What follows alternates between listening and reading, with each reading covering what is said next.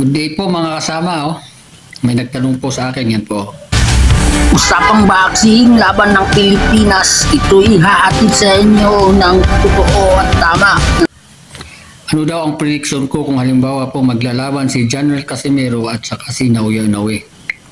Well, ang masasabi ko lang po ay parang laban po yan ng Leon, laban sa Leon. Bakit kamo? Kasi pareho silang may lakas at pareho silang may sariling style ng pakikipaglaban sa loob ng ring.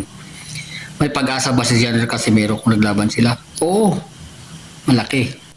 Dahil sa style ng kanyang pakikipaglaban sa ibabaw ng ring.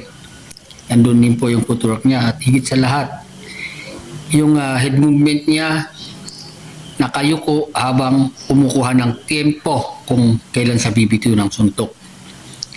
Kapag napatamaan niya yung kalaban niya hanggang 5th round ay ng malakas ay malaki pong pag-asa niyan na ma-knockdown ang kanyang kalaban.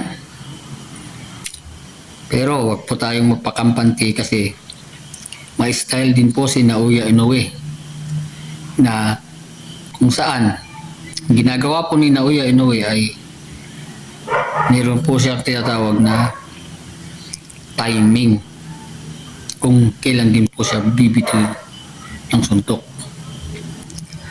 Yung bang atras abante siya. At kapag nakita niya na natamaan ka, nakakobra ka, ay agad siyang papalit, nagsisip agad siya ng suntok sa ibaba, sa itaas. Tapos atras ulit siya. Kumbaga, hindi po natin talaga alam kung anong mangyayari. Pero kung tinatanong niyo ako, kung may pag-asa ba si General Casimero, ay malaki po. Malaki po pag-asa niyang manalo.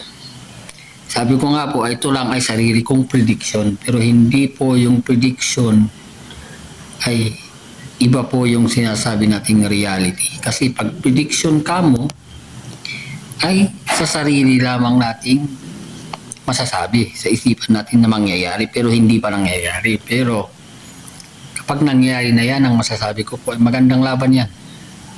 50-50 po talaga sa kanilang dalawa kung sino ang mananalo. Ang magiging problema lang po ng ating kababayan ay kapag hindi niya ito na-knock out sa palagay ko ng si Brown, doon po siya mamumblema. Kasi kung napapansin niyo, una pa lamang ay binubuhas niya kanyang lakas, yung bigat ng kanyang katawan ay nandun na. Kaya nga, kung tatanong niyo po ako kung bakit hinihingal siya sa early round, ay ganun po yung nangyayari. Talagang buhos lahat ng kanyang lakas.